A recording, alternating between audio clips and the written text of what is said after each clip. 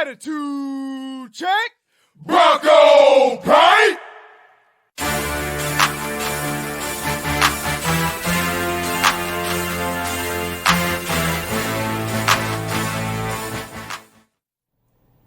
Hey there, Bronco fans, and welcome inside the Chancellor Suite, live on the Broncos Sports Network, FSUBroncos.com, and Broncos social media. It's our weekly Above the Net show, our conversation surrounding Fayetteville State volleyball, recapping a real battle in Raleigh on Monday as the Broncos come home with a win over Shaw and get ready for the final couple of home matches. First this Thursday against Claflin.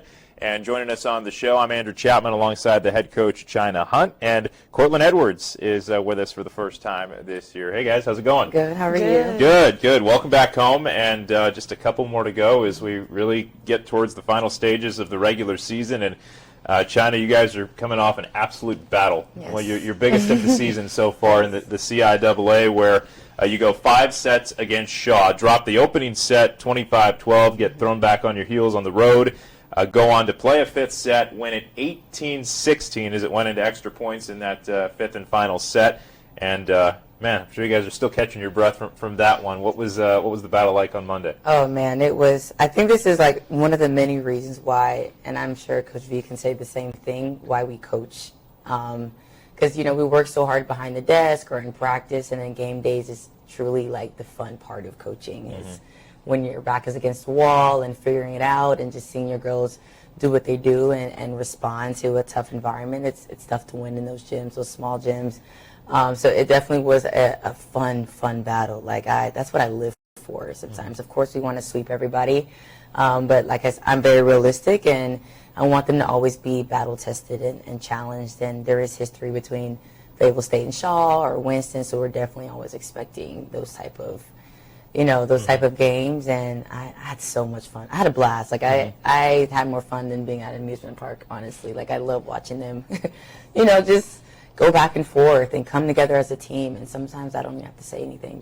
They just get after it. So we're very happy to come home with the win. It wasn't the prettiest, but it still was in the W column. So yeah, the first set specifically, 25-12, one of the wider margins of defeat that you guys have faced in a first set this year. Yes. What was the message to the team before the start of the second set that helped you guys rebound 25-18 and keep together? I told them, I said, guys, we got punched in the mouth the first set. I laughed a little bit. I said, well, we got punched in the mouth. I don't think we got punched in the mouth like that since we played the national champions, Lynn University. So it was, I like when things like that happen because we always tell them it's part of volleyball. That's why it's best 3 out of 5. And they came out very, very hot. They're at home. What more can you expect? So now we have to, take that momentum back on our side. And, we're not playing bad. Things we're more executing, and that's going to happen sometimes. So finding our rhythm and getting things going, and a lot of young ladies stepped up, definitely set the tone for the second set. So after that second set, I said, all right, I told them, I said, my team is here, now let's go. So it was great. Cortland, of course, joining us on the show. She's fresh out of English class and had time in the schedule to sit down with us today. So thanks for joining us, Cortland. Thank you. You're a first-year Bronco on campus. How about just the early impressions of FSU and your first season being a part of Bronco volleyball? I love it. Like, even before I was on the team, I would come to games, I would watch, I would be in Capel, be on the road with them, and I just loved their overall energy. So coming here, it was no different. I'm having a blast. And even these games, especially yesterday, it was a tough battle, but we still brought it out.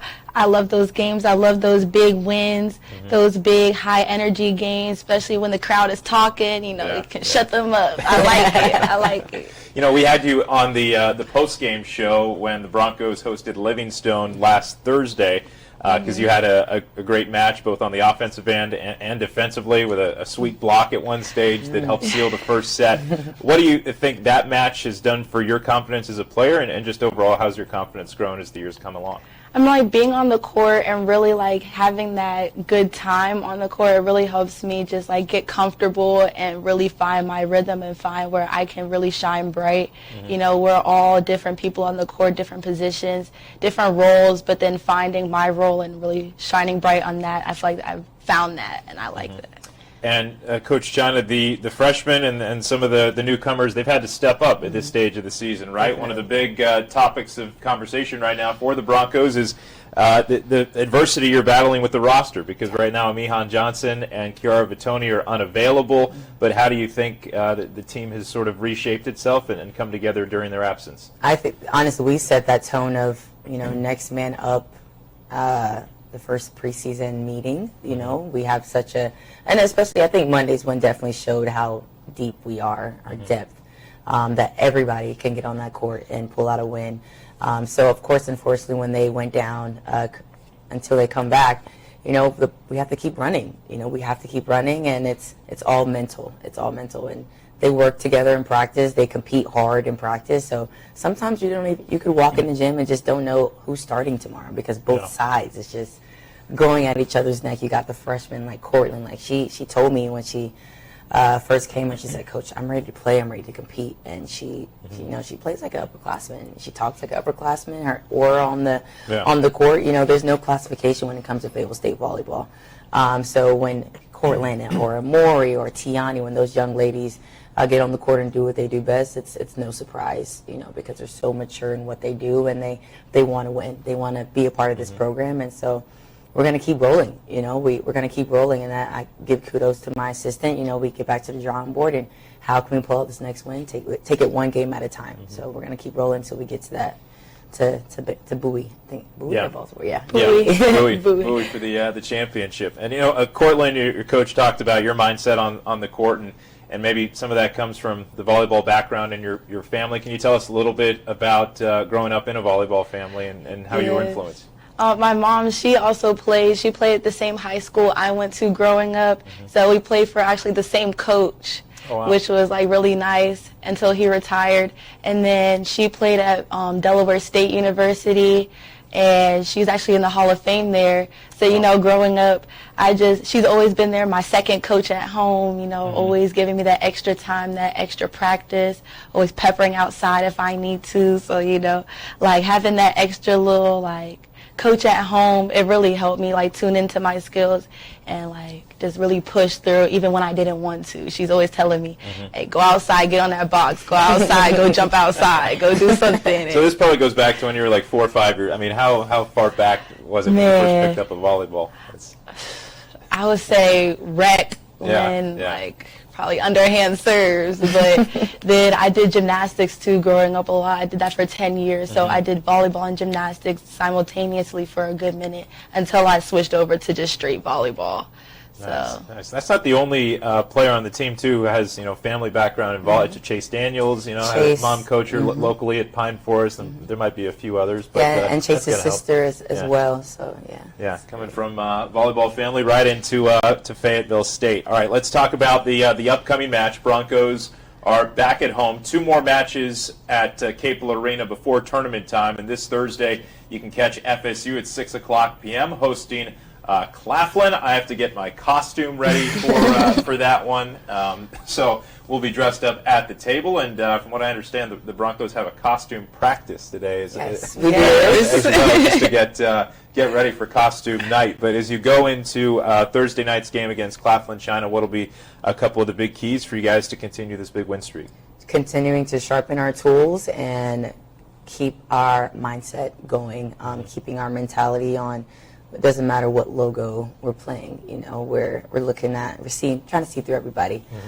So in practice yesterday, like I said, I always say this, and just chipping at the little things and making them uncomfortable, and just knowing that teams are getting better. It's almost November, so the same Claflin that we saw in, what was it, September, October, early October, is a different Claflin tomorrow. Right. So we are preparing for that, and we're taking every game just as serious the second go-round. So we are very excited for tomorrow. Home games are coming to a close. The season has gone by so fast, so we are very excited. And we plan to definitely enjoy these last 2 home games. So. Yeah, November 6th is also the final home game. That'll be senior night when the Broncos take on Shaw. The upcoming schedule, FSU out of their 5-set win on Monday in Durham against Shaw. Now Claflin, the Golden Bulls, Shaw once more. Good battle at home on November 6th. And then the regular season finale, Winston-Salem State on November 10th. And then there's going to be a little bit of a layoff before the tournament, Yes. right? Any plans to try and stay sharp? Just there's almost like a week layoff before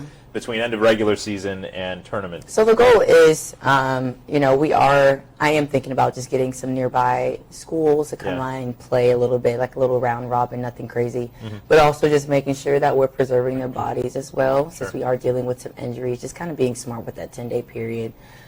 So we'll definitely have some competition in the gym just to keep them sharp and hungry, starving, and then also just a lot of rehab. So we'll see when the time comes. All right, got to get right before the tournament time. Broncos with 4 more games on the schedule, and you can catch Thursday's action on the Broncos Sports Network. Myself and Wesley Reeves Jr. will be on the call through FSUBroncos.com, or you can track the live stats on Broncos social media. There's the tags for you if you want to check the set-by-set scoring as we move along on Thursday. That'll do it for this week's show. On behalf of our entire Broncos Sports Network production crew, a big thanks to China Hunt and Cortland Edwards joining us on the show. Good luck on Thursday, guys. Thank you. Thank you. All right, and I'm Andrew Chapman signing off. We'll talk to you again next week for another edition of Above the Net. Until then, go Broncos, and see you later. As an original HBCU, Fayetteville State University has a proud legacy of empowering generations of students to achieve personal and professional success. FSU offers flexible learning options for undergrads, adults, transfer, and military students. Tuition is affordable with rates of $500 per semester for in-state students and free for military and their family members. Your future is brighter as a Bronco. Start or complete your education at FSU.